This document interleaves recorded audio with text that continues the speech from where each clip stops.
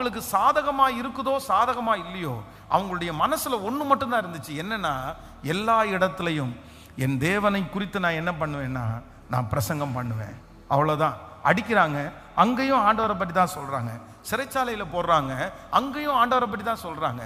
தூக்கி வெளியில போடுறாங்க, அங்கேயும் ஆண்டவரை பற்றி தான் சொல்றாங்க. ஏன்னா அவங்களுக்கு சூழ்நிலை அவங்க பார்க்கவே இல்லை. என்ன செய்யணும்னு அவங்க முடிவெடுத்தாங்களோ, எதற்காக கர்த்தர் அவர்களை அழைத்தாரோ அந்த காரியத்தை நிறுத்தாம அப்படியே செய்தார்கள். ஹல்லேலூயா. விருப்பமில்லாத இடத்துல வைத்திருக்கிற மோசையை குறித்து வேதம் சொல்லுது.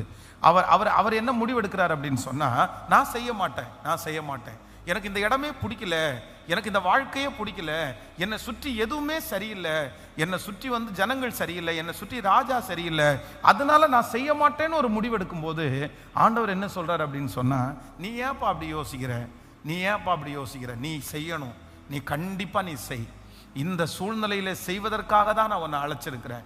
அதனால தான் கர்த்தர் மனுஷனுக்கு நாவை உண்டாக்குனவர் யார், ஊமையனையும் செவிடனையும் பேச வைக்கிறது யார், கர்த்தராகிய நான் அல்லவோ, நீ வா, நான் உன்னை அனுப்புவேன்னு கர்த்தர் சொல்றாரு. அதனால நீங்க ஒரு முடிவே எடுத்திருக்கலாம். சிலர் மோசையை போல ஒரு முடிவு எடுத்திருக்கலாம். பாஸ்டர், இந்த சூழ்நிலை எனக்கு சரியில்லாததுனால நான் செய்ய மாட்டேன்னு ஒரு முடிவு எடுத்து தான் வந்தேன். நான் அந்த மாதிரி பழையது மாதிரி நான் இருக்க மாட்டேன், நான் அன்பா இருக்க மாட்டேன், நான் சம்பாத்தியத்தில் கவனம் செலுத்த மாட்டேன், நான் எல்லாரையும் ஒத்து போக மாட்டேன், நான் தனியா டிராவல் பண்ண போறேன் அப்படின்னு யாரு நினைச்சிருந்தாலும் ஆண்டவர் இன்னைக்கு தெளிவாய் பேசுகிறார். இல்லை, இந்த முள்ளுகளுக்குள்ளே கர்த்தர் உங்களை செய்கிறவர்களாய், நீங்க எந்த தரிசனத்தை வச்சாரோ அந்த தரிசனத்தை நிறைவேற்றுவதற்கு கர்த்தர் நிச்சயம் இந்த இடத்துல பலன் தருகிறதற்கு வல்லவராய் இருக்கிறார். அந்த பலன் உங்களுக்கு வரும், அந்த தைரியம் உங்களுக்கு வரும். தாவீது சொன்னா இல்ல, நான் அதை செய்வேன்னு சொன்னானே, அந்த காரியத்தை கர்த்தர் தருவார். ஹல்லேலூயா.